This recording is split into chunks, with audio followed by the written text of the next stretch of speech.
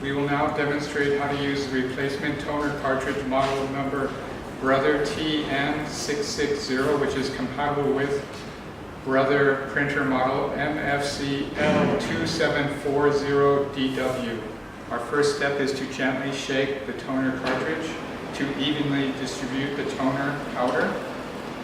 Then we will remove the orange protective cover. Then we will insert the toner cartridge into the carrier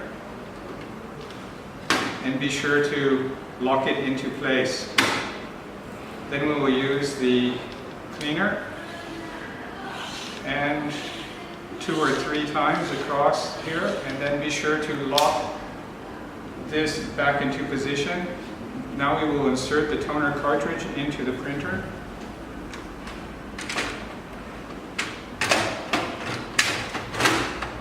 And lock it into place, then close the cover and do our test print.